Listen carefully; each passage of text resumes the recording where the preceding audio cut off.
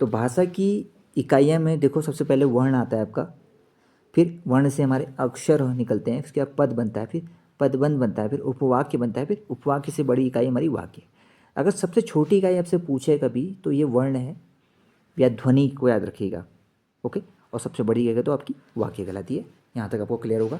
सबसे पहले स्वर के अनु पढ़ते हैं। स्वर आपको मैंने बताए हैं, हस्व दीर्घ कहलाते हैं। हस्व होते हैं अ, ई, उ, छोटी ऊ और री।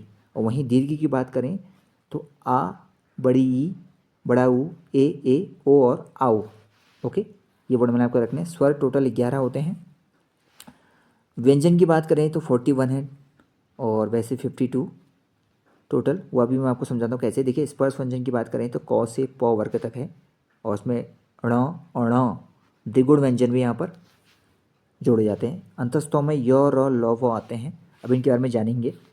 ऊष्म जो हमारे श, श, स और ह कहा जाते हैं। वहीं संयुक्त व्यंजन की बात करें तो श, त्र, ज्ञ, अस्र। इनके प्रोनाउंसिएशन भी आप ध्यान दीजिएगा जो मैं उच्चारण कर रहा हूँ। ओके, अब वर्गीकरण की बात करते हैं तो स्वरों का वर्गीकरण तो मैंने आपके लिए यहाँ पर लिखा हुआ है, तो इसको आप जरूर ध्यान से देखिएगा। देखिए, यहाँ मैंने स्वरों का वर्गीकरण लिखा है आपके लिए, तो उसको देखिए।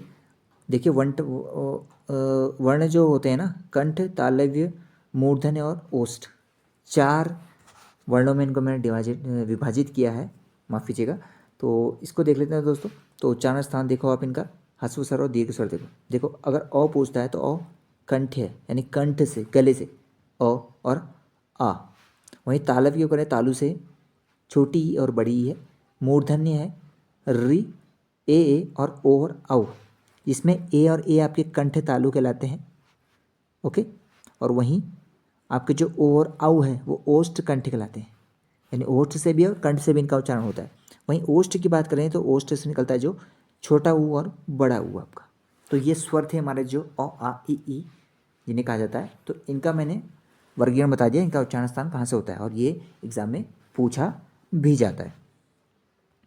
अब आगे बढ़ते हैं। अब जानते हैं व्यंजनों के बारे में। तो व्यंजनों का अगर मैं वर्गीकरण करूँ यहाँ पर, तो व्यंजनों का वर्गीकरण करने के लिए यहाँ पर मैंने वर्ग बनाए हैं, आपको पता होना चाहिए। 5 वर्ग हैं आपके और उनमें 5 है, यानी कि टोटल 25 कह सकते हैं हम। यहाँ पर 25 वर्ण मिलेंगे आपको। तो इन 25 के बारे में जानते हैं।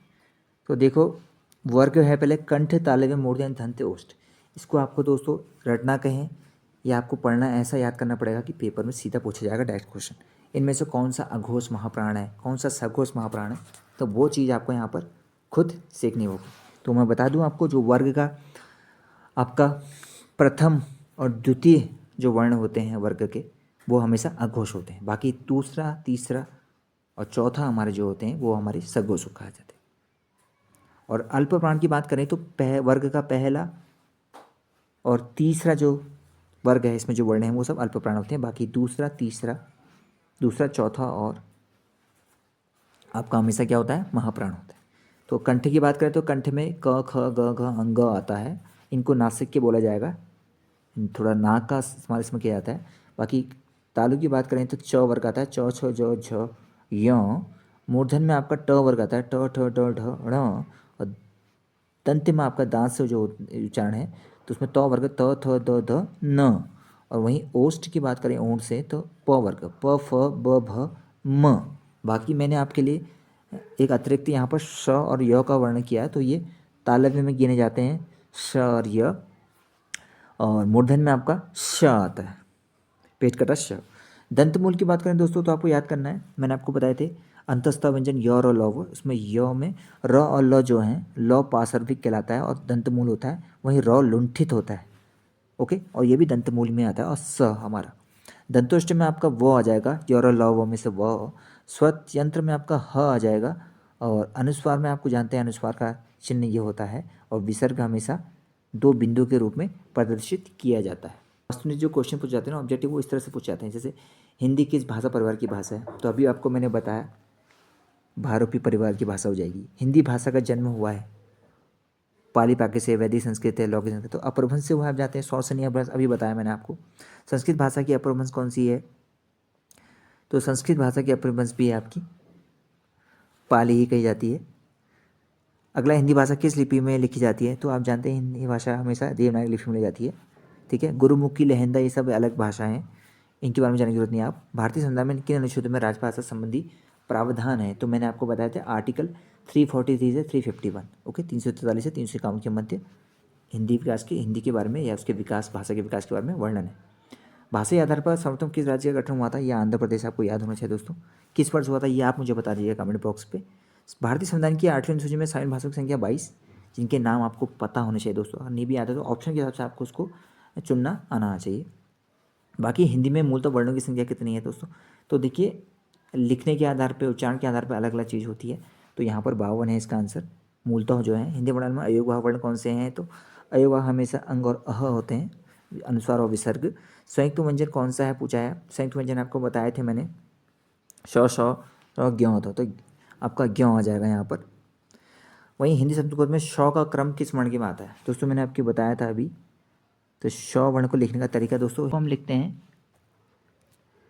हमारा क वर्ण, इसके नीचे यहाँ पर र होता है और पेट कटा श। तो हिंदी वर्णन के अनुसार जो श है, तो श का क्रम किस वर्ण के बाद आएगा? तो वो क के बाद आएगा। इसी तरह मैंने आपको बताया था त्र, तो त्र हमारे संयुक्त व्यंजन में त धन र। वहीं हमारा जो ज्ञ था वो बनता है हमारा ज धन अय, और हमारा जो श्र था वो बनता है हमारा सलजम वाला श धन र। तो इसका क्रम जब भी आएगा वो इसके बाद ही आएगा। ज्ञ का ज के बाद ही आएगा, त्र का त के बाद आएगा, श का क के बाद आएगा। इस तरह ये क्वेश्चन यहाँ पर, इसका ऑप्शन क होगा। अंतिम देख लेते हैं, य और ल किस वर्ग के व्यंजन है? तो मैंने आपको बताया था ये अंतस्थ कहलाते हैं, य और ल हमेशा। तो इस तरह से आपके क्वेश्चन आपके एग्जाम में आपसे पूछे जाते हैं, ठीक है। तो इसको वीडियो का आप बार बार देखिएगा ध्यान से,